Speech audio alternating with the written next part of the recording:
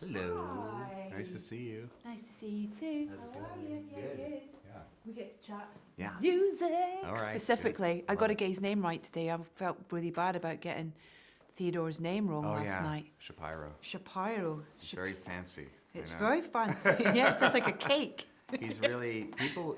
It's Theodore Shapiro. If you know him, he's Teddy, and Okay. if you know him really well, he's Teddy Shaps. We Oh, call him wow. Teddy Shaps. Yeah. I look forward to that moment. Yeah. For He's- sure. You should interview him sometime. He's amazing. I'd love he's to. The sweetest guy and a real genius, I think.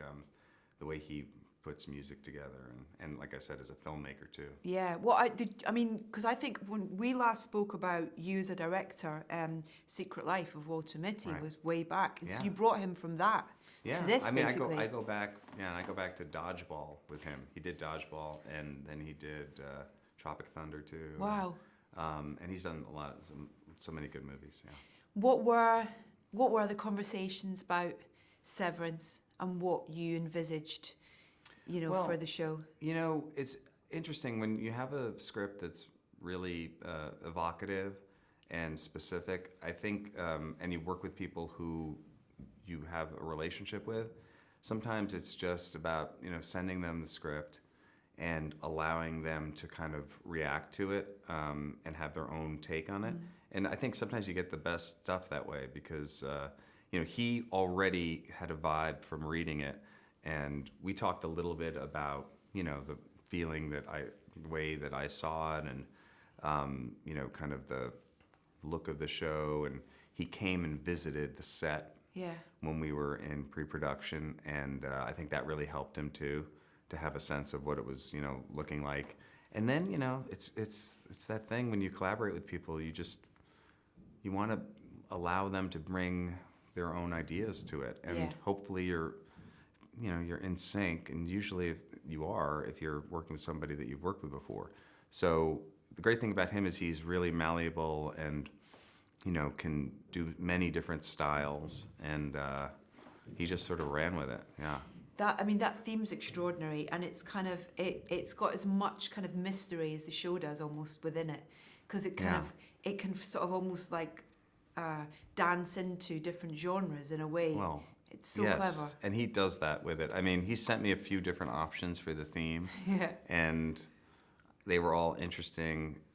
But there was that one, the one that became the theme that really just resonated for me, and just seemed like it's like, wow, this is really kind of spooky and Yeah. cool.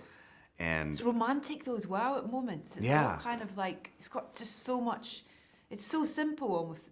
Quite hard to play the piano. I've tried, but it's kind of just got It's so clever. yeah, I don't know how he does it. I mean, I've watched him do it, where Yeah. he just sort of, in his studio, where he'll put the, picture up, and then he has like a keyboard, and he'll just sort of play around. I've been there when he does it, and it's pretty crazy. It's like Magic. watching somebody do something that you have no idea. Yeah, because he's dealing with so many different things. As a composer, you're dealing with the tone, you're dealing with the emotion, you're dealing with suspense, and like understanding how to orchestrate instruments in Yeah. a way that he knows what's going to give you a certain feeling of something, and he's always looking for new ways to voice the score, and finding players that he works with, or people who play instruments that are like a detuned piano and things like that he'll bring in. So it's so much fun. And then everything that he creates has got to kind of, it's got to live with all these, multiple needle drops that the show has, in Right. terms of, and the clever way that pieces of music are kind of come in and out or reused, whether it's Billie Holiday, for example, Yeah. in terms of, or things might be manipulated, like the Motorhead track, and that kind of thing as well. Yeah. It would take me a day to talk to you about all the pieces of music that are used in the show. Yeah. Where are those choices coming from? Are they from you? Are they from Dan? Are they a mixture of things? I mean, I'd have to say, I like to get into it pretty much in terms of music choices in the editing room with Jeff Richman, our editor, who's amazing with music too as an editor. Yeah. And I keep a playlist. I start a playlist at the beginning of each project, any movie or show that I'm working on. and you just start to like, and George Trikulius, who is our music supervisor, who I've, known forever and worked with for a long time too. He'll send playlists of ideas, and I start just building it, and on my music app, I'll just like, start building playlists and then get I love when it's, gives you suggestions. Yeah. So I'll do that. And sometimes if I'm looking for a specific cue for, a scene, I'll just start like, okay, like, the Burt retirement party in the first season, I'll just like make a playlist for that and try to find, and then you get maybe like, 20 or 30 songs and something sticks in your head, and then you play it against picture. And sometimes you just look at the picture, I'll go home and I'll just play different songs to it and see what feels right. And then you're thinking about the lyrics too. Yeah. And yeah, it's interesting. It's a fun process. Also deciding when you should have needle drop music versus score. Yeah. And then Teddy's a real part of that too, because I'll send it to him, and I'll say, hey, I'm thinking about doing a song here. But sometimes he'll write a piece of music and he'll be like, yeah, maybe you should do a song here. I can't really think of something that works as well as what you had in the temp cut or something like that. Yeah. And there's diegetic as well in that, whether it's like, Petey and his daughter with the... Enter Sandman. Yeah, Enter Sandman as well, or, choreography and merriment. It's kind of all those... Music has such a big part of the show. Well, with the choreography and merriment scene, I told Teddy there was going to be a marching band, and I said we're going to need like some songs, and he's like, yeah, I got it. Don't worry, I got it. And literally, like in a week, he sent like the his mock-ups of both those songs, and of course he used the Kier hymn from the first season, which was awesome, and then he came up with this other song because we knew we'd need more music, and I was just like the way that he orchestrated it and then brought in real players. It was just incredible. So that's going to be like played live at so many situations now as well. Yeah. That's Well, we had it at the Haley Center Festival. At the end of the screening, the USC marching band came in. Wow. I love marching band music, and it's just incredibly exciting when you hear it live. Yeah. And it was fun when we were shooting too, because they weren't playing live all the time, but they did play live in certain situations, and the drummers were drumming, and those drummers are just so incredible. Random question. Mm-hmm. Do the innies and outies have the same music taste? Well, I think that's an interesting thing. I mean, I think the innies aren't exposed to as much music as the outies, but I always love the question of what transcends the Severance barrier, which is kind of one of the main themes of the show.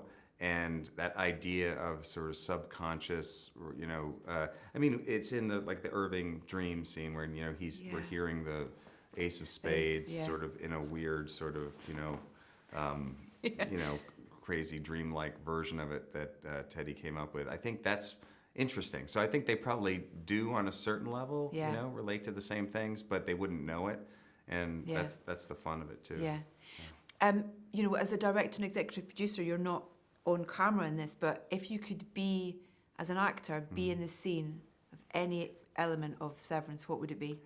I don't know. I really have stayed out of it. So, I mean, I'm not saying that because it's just I feel like the show's great without me in it. But as an actor, it's fun to think, wow, these actors are so good. It would be fun to be in it, but I don't want to be in it. Does that make sense? What I'm saying is I'm not angling to be in it because I don't want to be in it. But it is, of course, I guess I could see somewhere in the Lumen management maybe or something like that. Calling the shots basically.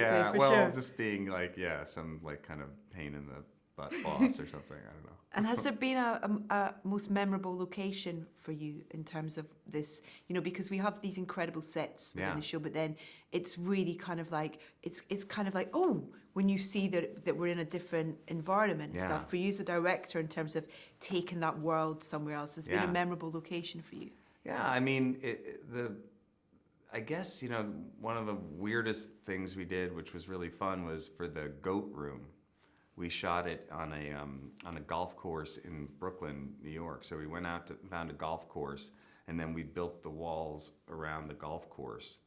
So and this was our Jeremy Hindle, our production designer's idea. He said there was no way we're going to be able to build the rolling hills inside because it's too expensive to do that. So let's just find real ones and then build the walls around it. That's So that was pretty wild. Yeah. That was fun. And then we had to kind of complete it with a computer, but I thought they did a great job of that. And then I love shooting in upstate New York. We shoot near Kingston, New York, shooting the Ortbo scenes up, in episode 4 in the snow was a fun experience. But for me, it's always like the set, the hallways. I'll always feel like that's like the home of the show. Yeah.